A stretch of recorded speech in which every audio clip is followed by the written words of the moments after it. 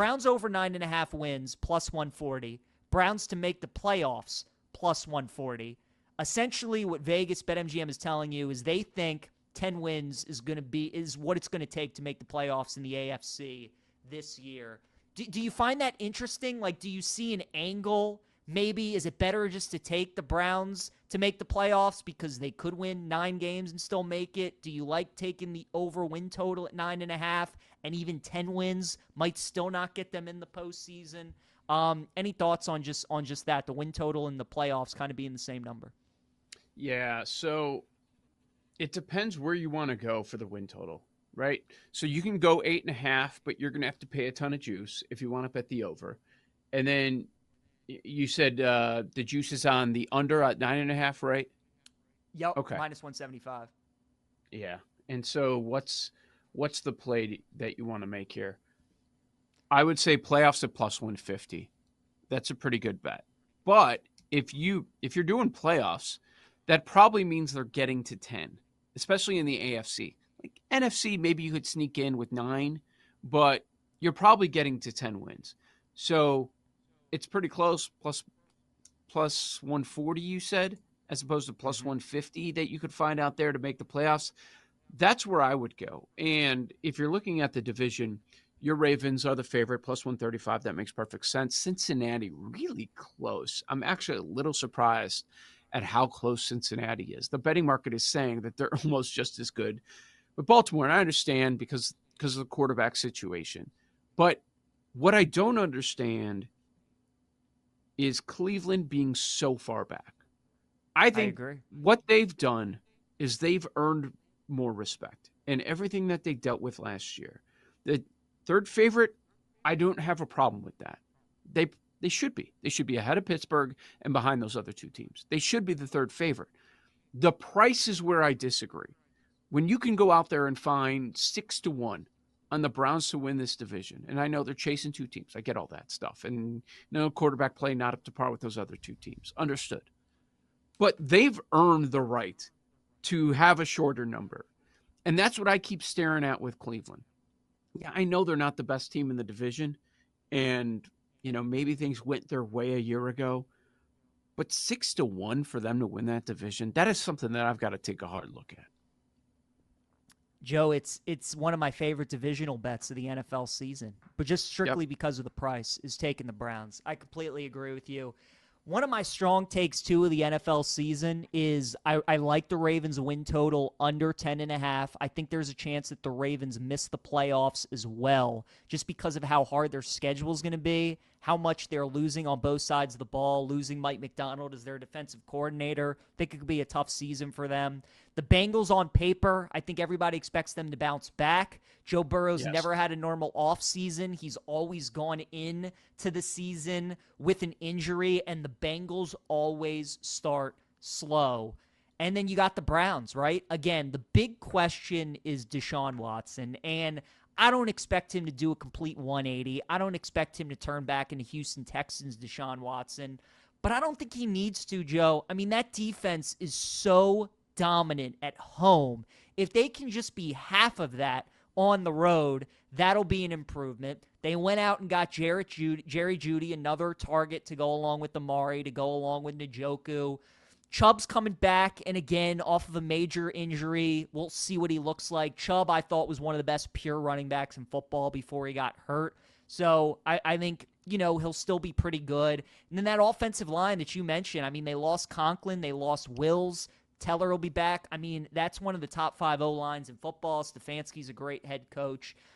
And Cleveland, Joe, in the early to mid-2000s, early 2010s and mid-2010s, the Ravens and the Steelers, when they would play the Browns, those would be automatic wins. I mean, those teams would go 2-0 against the Browns every single year. That's just not the case anymore. And the Browns have started to play Baltimore and Pittsburgh a lot tougher.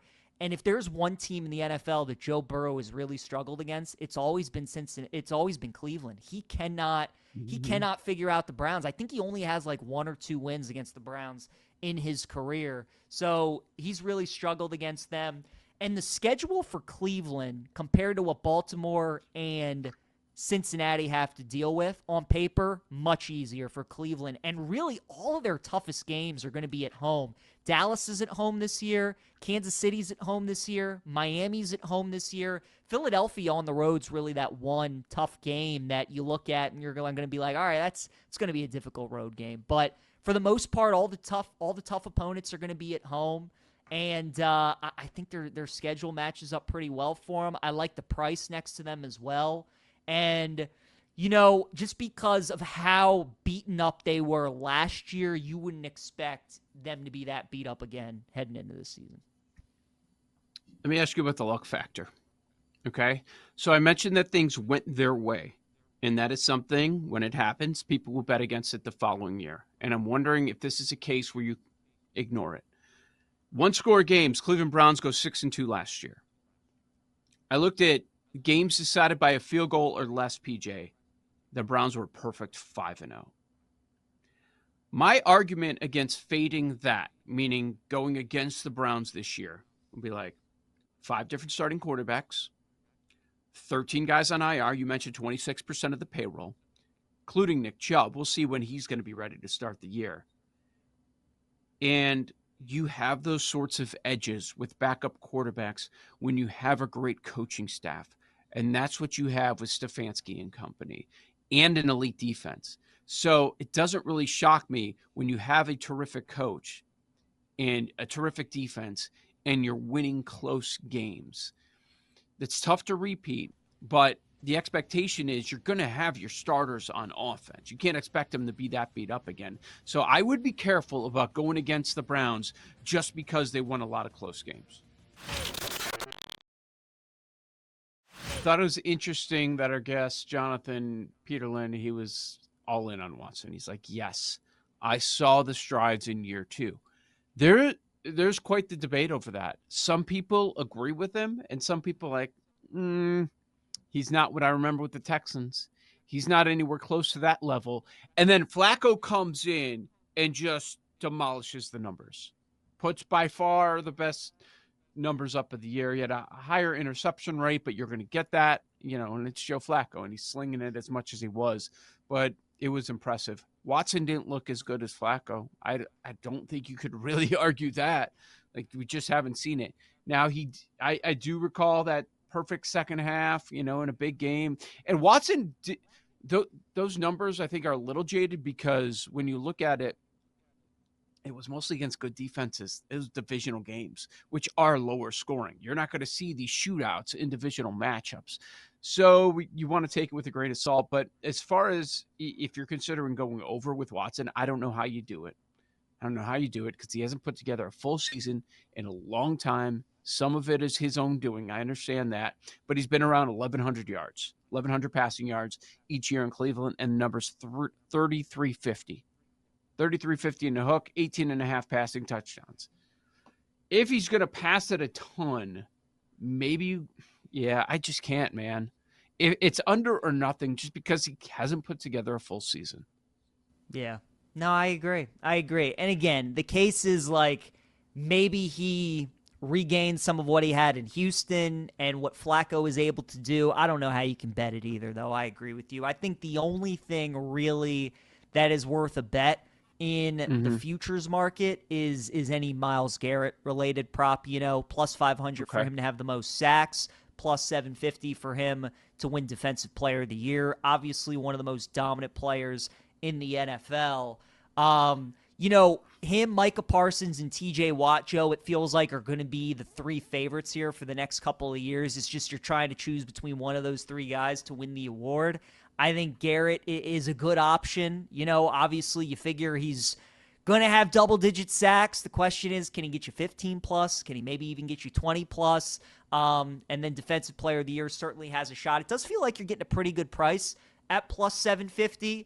And as we were talking about with Jonathan, they do have a lot of good quarterbacks at home this year.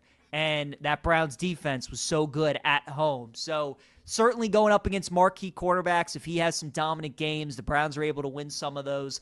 I certainly think Garrett, Defensive Player of the Year, could be worth a play. It's hard to go back to back. We've seen it in the past. We saw it 2017, 2018 with Aaron Donald. 2014, 2015 with JJ Watt, rather. You've got to be special.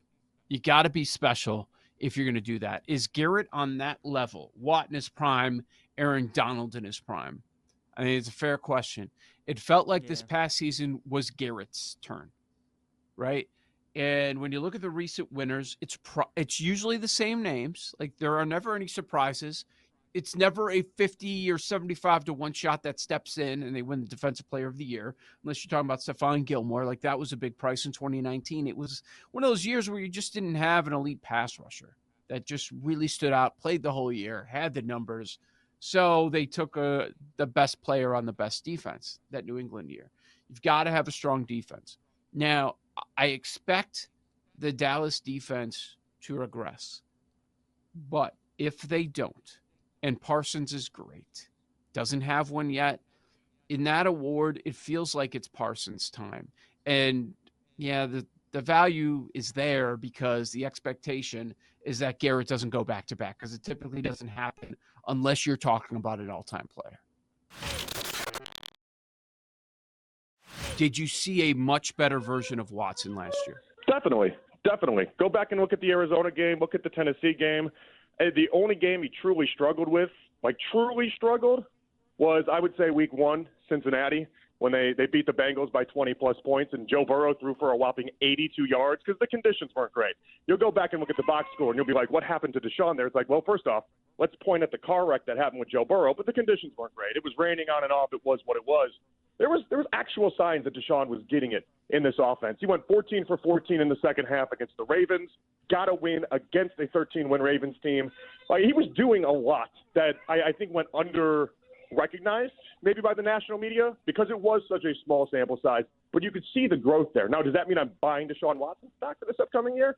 I don't know, because each passing year that he doesn't finish a season and only plays 5 games, we're getting further and further away from the idea that 2020 was a very, very long time ago, guys. So it's really tough with Deshaun. The whole conversation is incredibly tough. And if I'm being honest, a lot of Cleveland, I've never done an off-season, a Browns off-season here while hosting in Cleveland where we've spent as little time talking about the Browns. Even when they went 1-31, we would just talk about them ad nauseum. People don't want to have the convo right now because it's so layered, but it's also, you can take it 12 million different ways. It's a choose-your-own-adventure book that leaves people to a million different scenarios that ultimately Deshaun's just going to have to answer this season.